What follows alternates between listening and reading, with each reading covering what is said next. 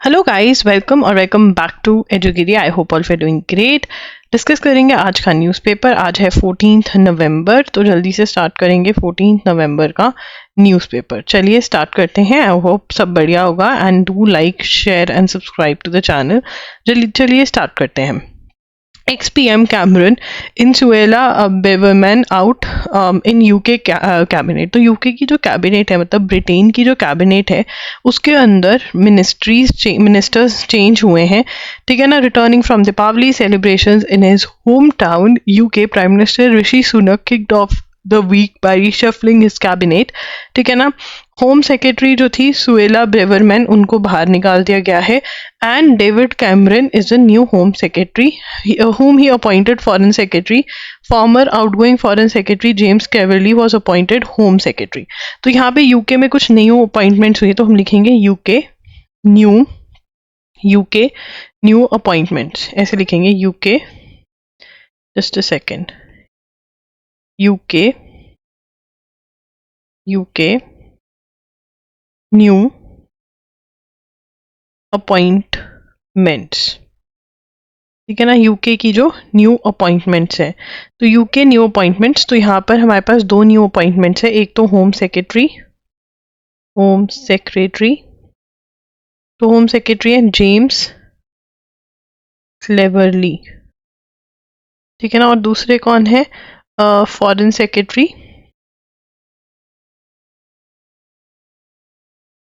David Cameron. he has been the former PM of UK. Okay, he has been the former PM of UK. ये किसकी है? UK मतलब Britain, मतलब United kingdom.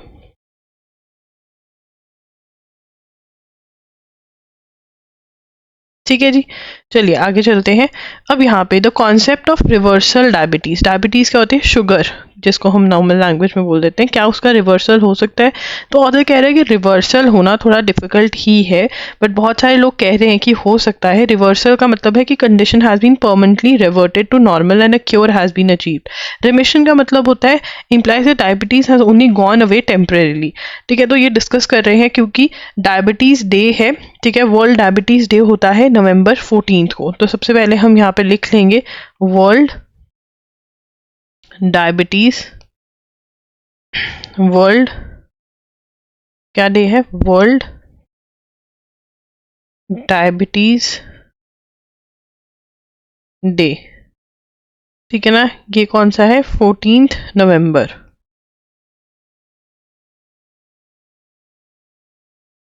ठीक है। According to our recent Indian Council of Medical Research India diabetes study, there are currently 101 million people with diabetes and 136 million people with pre diabetes. तो यहाँ पे बता रहे हैं कि Indian Council of Medical Research ने जो रिसर्च करी है उसके अकॉर्डिंग इतने लोग डायबिटीज और इतने को होने के चांसेस हैं। ठीक है। In those who already have diabetes we should of course try to achieve remission of diabetes. मतलब वो बिल्कुल ख़त्म नहीं हो सकती है। रेमिशन का मतलब है कि आप टेम्परेली ख़त्म करें उसको। ठीक है ना। लाइफस्टाइल चेंजेस लेकर आएँ। तो यहाँ पर हमें जो है ना, जो टर्म मतलब जो चीज़ हमें पता होनी चाहिए कि वर्ल्ड डायबिटीज़ डे जो है वो 14 नवंबर को सेलिब्रेट किया जाता है। अब आगे चलेंगे। वर्ल्ड कप जो है, क्रिकेट वर्ल्ड कप, हमने कब कब जीता है? Cricket world cup. ठीक है। हमने जीता है एक बार, इंडिया वन इन 1983 एंड 2011। ये दो बार हमने वर्ल्ड कप जीता है। क्योंकि वर्ल्ड कप चल रहा है तो इसलिए।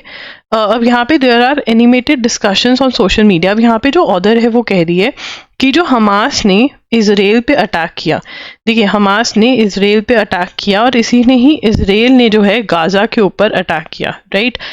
मतलब टेररिस्ट अटैक का जवाब देते हुए ये किया। तो रिसेंटली किसी ने एक न्यूज़पेपर के अंदर लिखा कि जब मुंबई पे अटैक हुए थे 2008 में, 26/11 हुआ था, मुंबई पे अटैक हुए थे, तो मनमोहन सिंह जी हमारे प्राइम मिनिस्टर हुआ करते थे कि वो कितना अच्छा प्राइम मिनिस्टर थे वो, कि उन्होंने पाकिस्तान पे अटैक नहीं किया दो इंडिया के अंदर इतना बड़ा टेररिस्ट अटैक हुआ। तो बहुत सारे लोग इस चीज़ को क्रिटिसाइज कर रहे हैं कि इंडिया ने एक्ट इसलिए नहीं किया था क्योंकि इंडिया कावर्ड था, ठीक है ना। इंडिया ने जो बालाकोट के अंदर अटैक किया 2019 के अंदर रिटालिएट करते हुए, जो पुलवामा का टेरर अटैक था, तो आप मतलब ये ऑर्डर कह रही है कि नहीं, मतलब ये she is of the opinion कि चुप रहना ही सही है, टेरर का जवाब देना कोई समझदारी वाली बात नहीं है। इसके अंदर बस यही ओपिनियन दी हुई है। आपके अकॉर्डिंग क्या अगर कोई टेररिस्ट अटैक होता है उसका जवाब देना ज़रूरी है जो कंट्री उसके पीछे है या फिर नहीं? तो आपको पता होना चाहिए मुंबई अटैक्स जो हुए थे, टेररिस्ट अटैक्स, जिसके अंदर ताज होटल पे अटैक हुआ था और बहुत बहुत लोगों की डेथ हुई थी, ये 26/11 का अटैक है, ठीक है ना। 2008 में ये हुआ था और हमने रिटेलिएट नहीं किया था इंडिया ने। वहीं पुलवामा का जो टेरर अटैक हुआ था उसका जवाब देते हुए हमने टेरर अटैक बालाकोट स्ट्राइक करी थी। पुलवामा टेरर अटैक हुआ 2019 में और बालाकोट में हमने बदला लिया, ठीक है ना। हमने एयर स्ट्राइक्स करी थी हमने। तो आप किसकी तरफ हैं ये ज़रूर बताना कि डू यू थिंक कि अगर कोई टेररिस्ट अटैक होता है और जो कंट्री उसका साथ देती है उसको जवाब करना दे चाहिए या नहीं करना चाहिए? इसमें नोट सिर्फ यही 2 पॉइंट्स करने हैं। उसके बाद बात हो रही है फॉरेस्ट कंजर्वेशन अमेंडमेंट एक्ट 2023 की। लिख लेंगे इसको।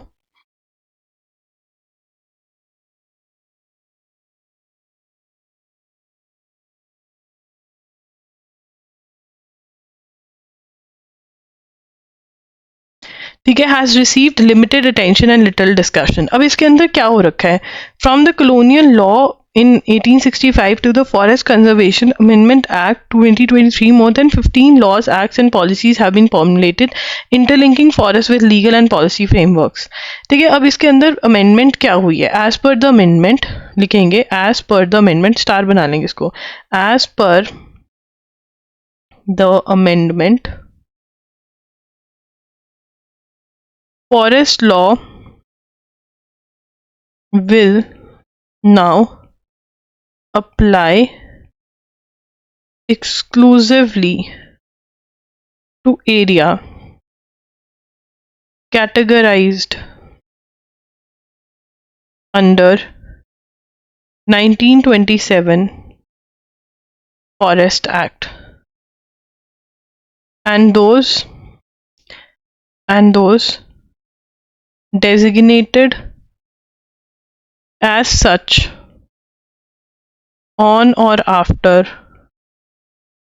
October 25, 1980।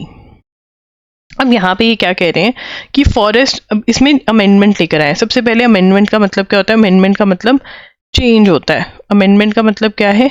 चेंज, ठीक है जी। अब यहाँ पर अमेंडमेंट का मतलब है चेंज, ठीक है। यहाँ पर वो क्या कह रहे हैं कि फॉरेस्ट लॉ जो होगा, अब क्या होता है अगर फॉरेस्ट को क्लियर कर कर वहाँ पर कुछ बनाना है तो परमिशंस लगती हैं, और ये वाला जो लॉ है ये किस किस पे एप्लीकेबल होगा? जो 1927 फॉरेस्ट एक्ट के अंदर कैटेगराइज्ड है एज फॉरेस्ट। नंबर 1 ये होगा, क्या मैं इसको ऐसे लिख सकती हूँ? नंबर 1 इनका मतलब ये वाला लॉ इसको एप्लीकेबल होगा।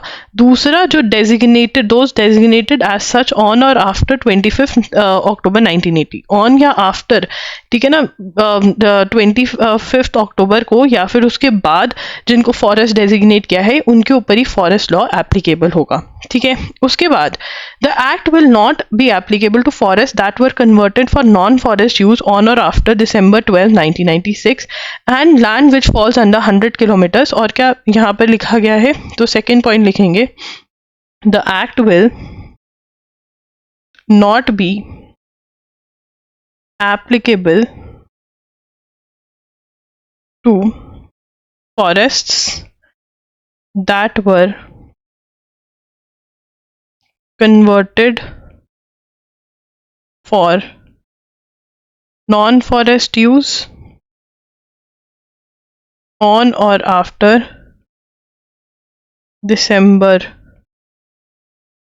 12, 1996 and land which falls under 100 kilometer from China and Pakistan border, where central government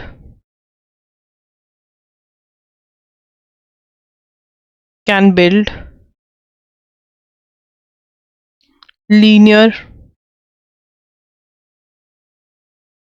projects.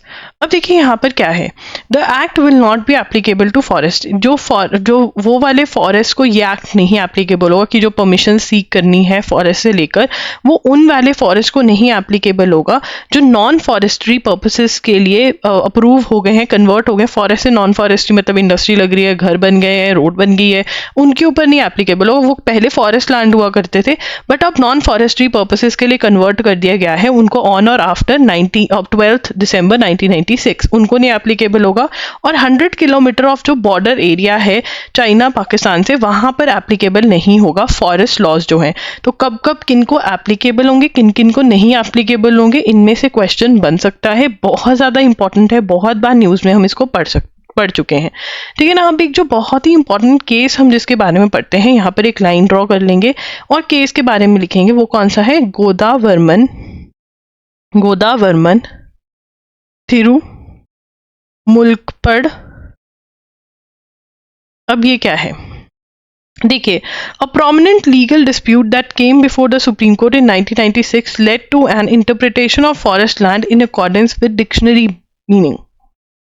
तो इसमें क्या हुआ, ये केस जो आया 1996 सुप्रीम कोर्ट केस, इस केस के अंदर क्या बोला गया? इस केस के अंदर बोला गया कि जो फॉरेस्ट्री, जो रिकॉग्नाइज्ड फॉरेस्ट है, ठीक है, दो टाइप के फॉरेस्ट हैं, फॉरेस्ट रिकॉग्नाइज्ड फॉरेस्ट, ठीक है ना, नॉन रिकॉग्नाइज्ड। अब यहाँ पर नॉन रिकॉग्नाइज्ड कौन से हैं? मतलब ये जो है यहाँ पे ट्रीज लगे हुए हैं और गवर्नमेंट ने बोला है कि स्टैंप लगा दिए, हाँ ये फॉरेस्ट है, हाँ ये फॉरेस्ट है, ठीक है ना, तो ये रिकॉग्नाइज्ड है। अब यहाँ पर ट्रीज लगे हुए, फॉरेस्ट वाली फील पूरा दे रहा है, पर स्टैंप नहीं लगी हुई, ठीक है ना, तो ये नहीं रिकॉग्नाइज, पर है ये भी फॉरेस्ट, दोनों फॉरेस्ट है, ये रिकॉग्नाइज्ड है या नॉट रिकॉग्नाइज्ड है। अब इस वाले केस के अंदर कहा गया कि फॉरेस्ट, जो laws of forest applicable to recognised and non recognised, ठीक है ना। Subsequently all private forest were brought under the ambit of 1980 law, ठीक है ना। तो इसके अंदर बोलेंगे under this judgment recognized and non-recognized forests brought under 1980 law.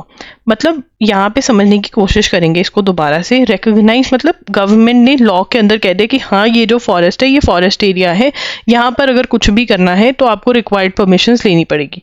ये वाला एरिया लग तो फॉरेस्ट की तरह ही रहा है, यहाँ पे भी बहुत सारे ट्रीज, बट ये रिकॉग्नाइज नहीं है। बट फिर मतलब कोई भी अगर इसको पेड़ काट कर कुछ भी करना चाहता है तो कर सकता है। बट सुप्रीम कोर्ट ने 1986 की जजमेंट में क्या कहा कि जो रिकॉग्नाइज्ड है, मतलब गवर्नमेंट ने आइडेंटिफाई कर रखे हैं, वो भी फॉरेस्ट माने जाएंगे और उनको फॉरेस्ट लॉ एप्लीकेबल होगा।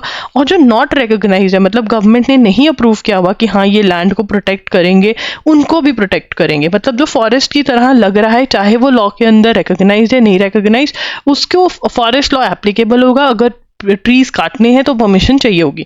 बट अब जो नया लॉ आया है उसके अंदर ये चेंज हो गया, रिकॉग्नाइज्ड के ऊपर ही लॉ जो है एप्लीकेबल होगा। तो वो अगर ट्रीज काटने होंगे तो देखा जाएगा कि अगर रिकॉग्नाइज्ड लैंड है, फॉरेस्ट लैंड रिकॉग्नाइज्ड है, तभी वो परमिशंस लेनी पड़ेंगी।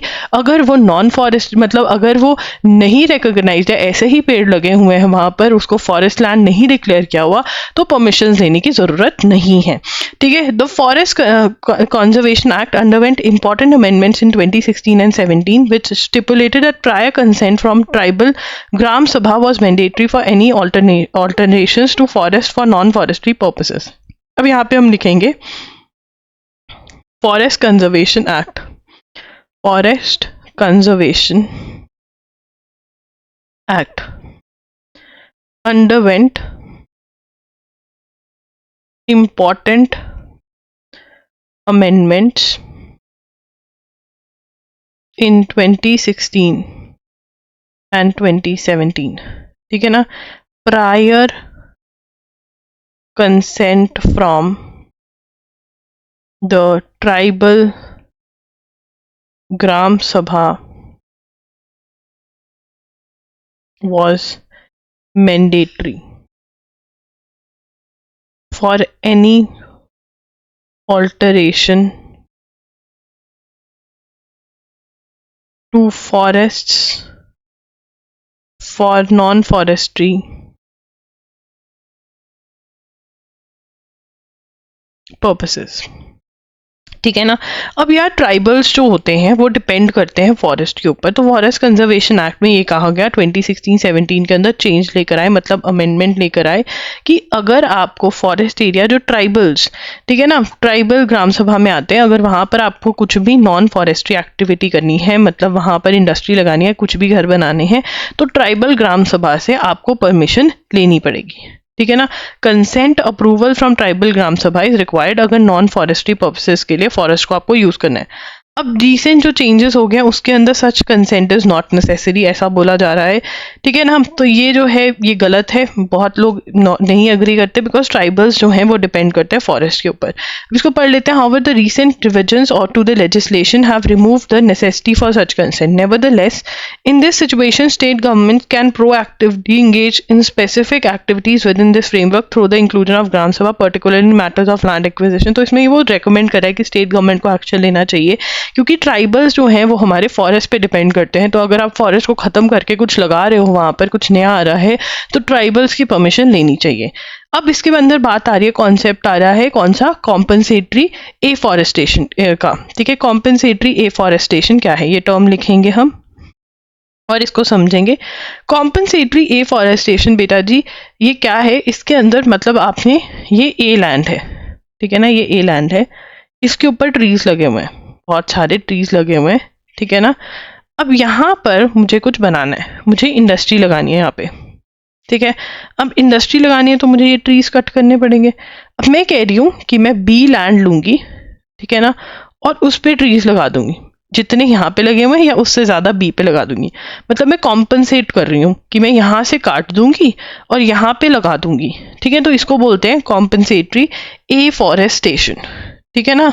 कॉम्पनसेटरी एफॉरेस्टेशन का मतलब ये होता है। अब इसमें भी डिफरेंट चैलेंजेस आ रहे हैं, कहाँ पे लगाने चाहिए, ये सब चीज़ें जो हैं ये प्रॉब्लम्स आ रही हैं। 40 workers trapped in tunnel Uttarkashi. अब यहाँ पर ये कहाँ पर कौन से प्रोजेक्ट के अंदर है, ये है Char Dham all weather road project.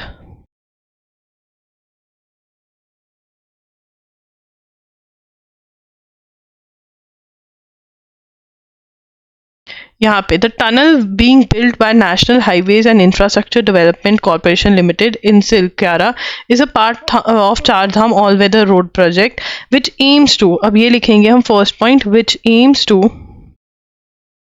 Reduce the distance between Uttarkashi and Yamunotri town by 26 kilometres, ठीक है ना। 26 किलोमीटर्स से जो डिस्टेंस है बिटवीन उत्तरकाशी एंड यमुनोत्री, जो ये डिस्टेंस है कम हो जाएगा, इसीलिए ये प्रोजेक्ट पे काम कर रहे हैं। The state government said 4531 metre long tunnel was being constructed for the benefit of Char Dham pilgrims as it would save their travelling time avoiding steep mountains और ये सब कुछ, ठीक है। तो यहाँ पर एक ही पॉइंट हमारा बन गया और न्यूज़ में क्यों आया, बिकॉज यहाँ पर टनल में लोग फंस गए हैं। उसके बाद तमिलनाडु और ये उत्तराखंड में, Tamil Nadu to drop prison rules derive from British era laws. Tamil Nadu will soon replace its decades old prison manual derived from the jail laws of British era with a new set of rules that will be guided by Model Prisons and Correctional Services Act 2023। अभी हमने पढ़ा था कि home ministry ने कुछ guidelines issue करी हैं कि प्रिजन रूल्स जो है वो ऐसे लेकर आइए, और तमिलनाडु उन्हीं रूल्स को चेंज, मतलब जो ब्रिटिश टाइम के रूल्स थे उनको चेंज कर रहा है। The Tamil Nadu prison manual which governs the administration and management of prisons is derived mainly from prisons act 1894 and prisons act 1900। ये हमने पहले भी प्रिजन्स एक्ट वाला पढ़ा हुआ है। तो तमिलनाडु जो है इसमें चेंजेस लेकर आएगा, बस रीड ही करना है, नोट अभी नहीं करना है। उसके बाद यहाँ पे दिल्ली जो है most polluted city in the world बन गया है। दिल्ली मोस्ट पॉल्यूटेड, दिल्ली क्या बन गया है?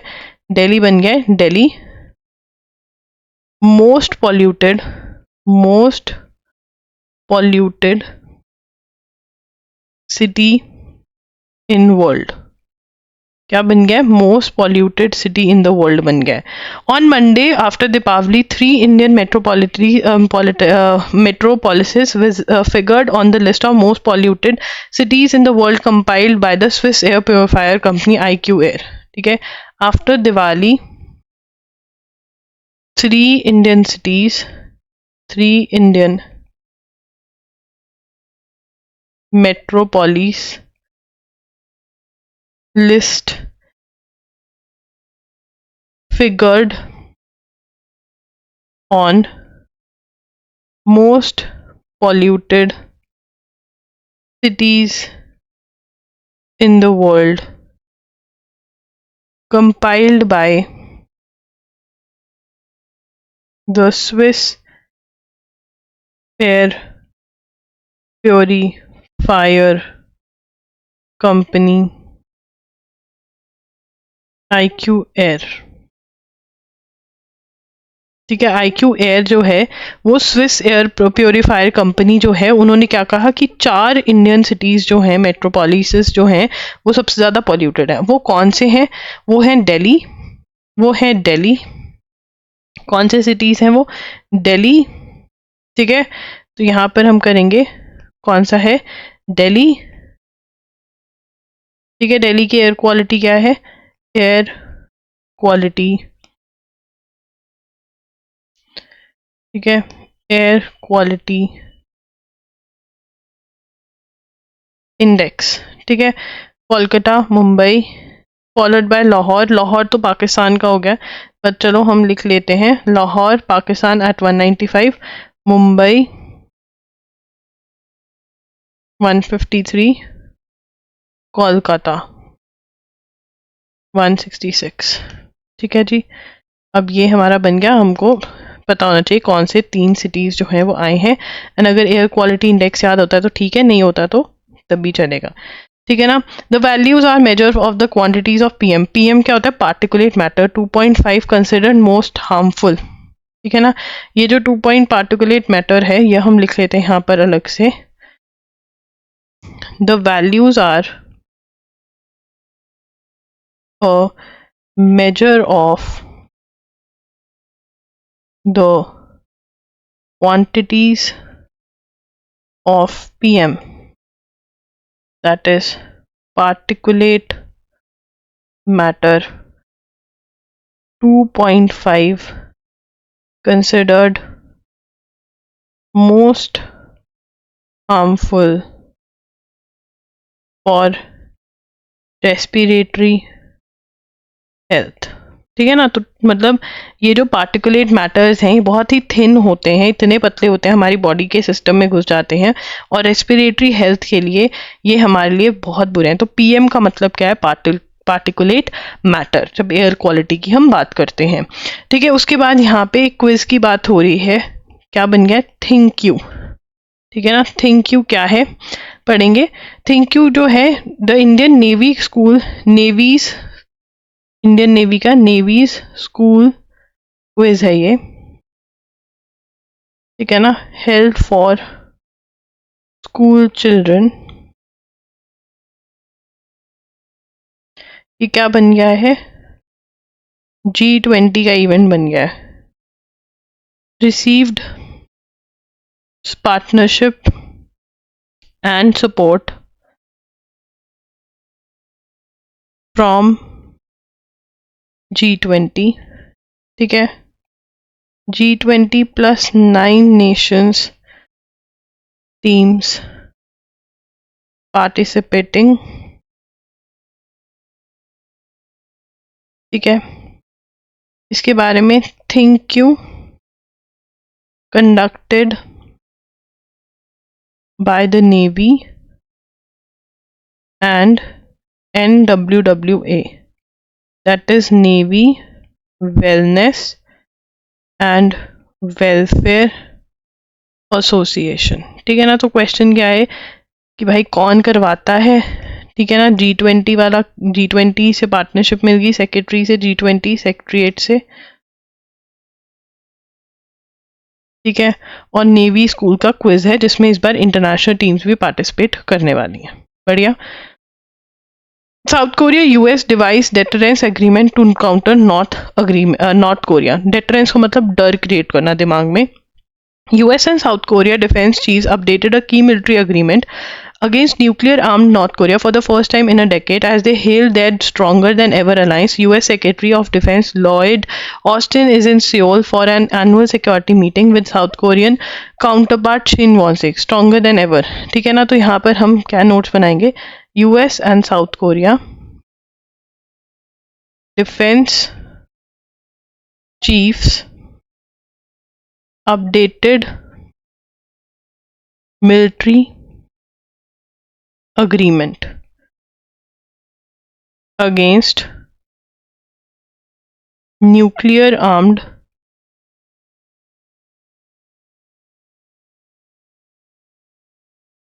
नॉर्थ कोरिया, ठीक है। Stronger than ever alliance.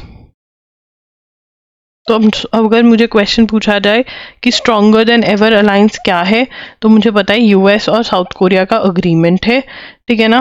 और अगेंस्ट नॉर्थ कोरिया को दिखा रहे हैं कि हम एक हैं, तुम आवाज़ दो, हम एक वाला सीन बता रहे हैं, ठीक है। Nepal to ban China's TikTok, ये बहुत ही ज़्यादा इंपॉर्टेंट है। Nepal to ban China's TikTok, why, damaging social impact। तो क्या कह रहे हैं, Nepal is set to ban China's TikTok, saying that social harmony and goodwill was being disturbed by misuse of popular video app. TikTok has already been either partially or completely banned by other countries. More than 1600 TikTok-related cybercrime cases have been registered over the past 4 years in Nepal। ठीक है, cybercrime cases भी आ रहे हैं, तो ये भी लिख सकते हैं। Center asked state to use tracking device on prison inmates released on parole। Parole क्या, थोड़े टाइम के लिए घर भेजते हैं, ठीक है ना। तो उसके अंदर वो कह रहे हैं कि क्या यूज करा जाए, क्या यूज करा जाए, it should be trekking devices use करा जाए। तो यहाँ पे हम लिखेंगे union home ministry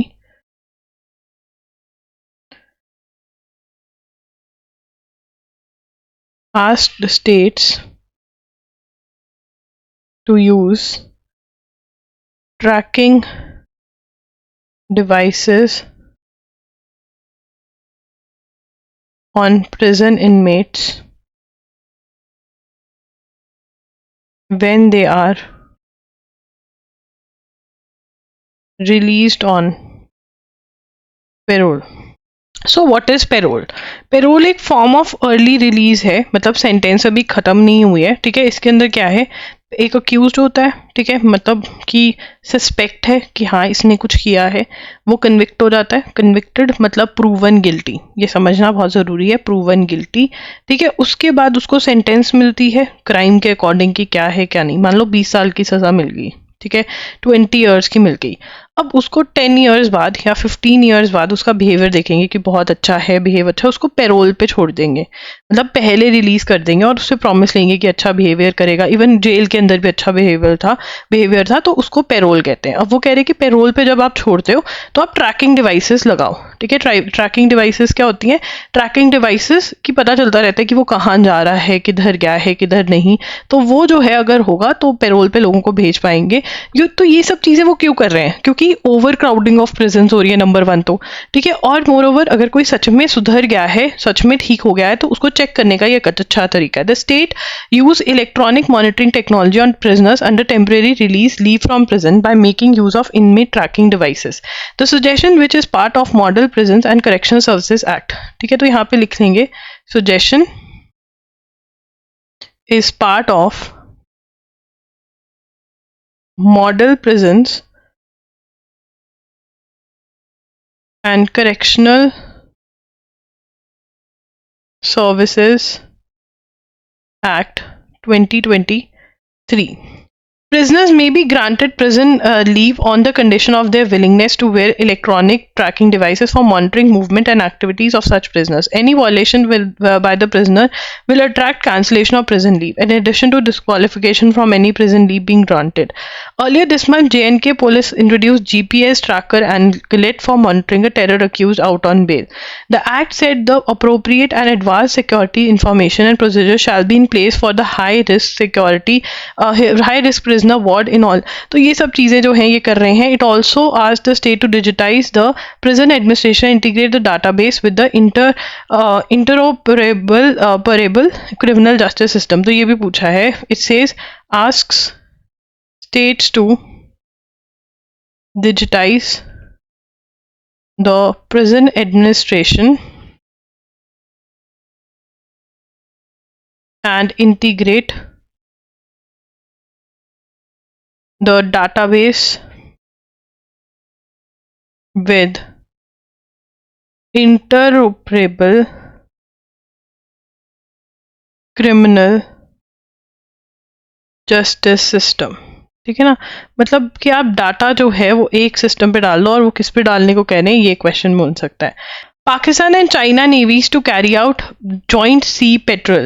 Now what इसको क्या बोल रहे हैं? China and Pakistan are conducting the third edition of Sea Guardian 3.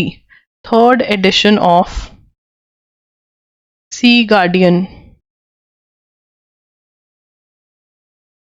3. ठीक है ना, कौन कंडक्ट कर रहे हैं? Pakistan and China. क्या है ये?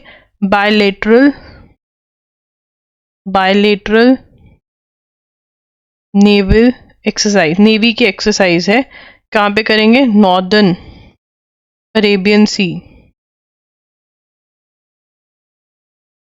ठीक है, अब ये इंपॉर्टेंट है. किसकी एक्सरसाइज है ये? किसकी एक्सरसाइज है ये? पाकिस्तान और चाइना की. ठीक है, नेवी की एक्सरसाइज है ये इनकी. उसके बाद the exercise also comes days after Russia and Myanmar had their first naval exercise in Andaman Sea. ठीक है ना, यहाँ पे हम लिखेंगे रशिया एंड म्यांमार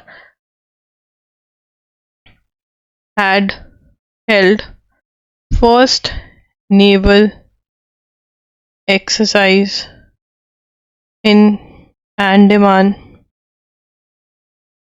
Sea. कहाँ पे हुई? अंडमान सी में फर्स्ट नेवी की एक्सरसाइज कंडक्ट हुई. China's People Liberation Army Navy has deployed a type 093 Song class diesel engine submarine for the exercise. China and Pakistan will conduct their first joint maritime patrol and will so exchange observers. The Chinese observers will participate with the Pakistani anti-submarine. तो ये मतलब पूरा conduct करेंगे. In addition to conventional submarine, PLA Navy has मतलब China की navy guided missile destroyer Zibo, guided missile frigates Zinzu, मतलब ये जो डिस्ट्रॉय कर सकते हैं वो वाली मिसाइल्स जो हैं इनको भी लगाएंगे. ठीक है, हमें क्या पता होना चाहिए? What is very very important is ये वाला third edition of Sea Guardian. उसके बाद सहवाग, ये लिखेंगे, बहुत ही ज़्यादा इंपॉर्टेंट है. वीरेंद्र सहवाग, चलिए लिखते हैं Virender Sehwag and Sri Lankan cricketer world winner were also members of, क्या बन गए? Members of ICC hall of fame.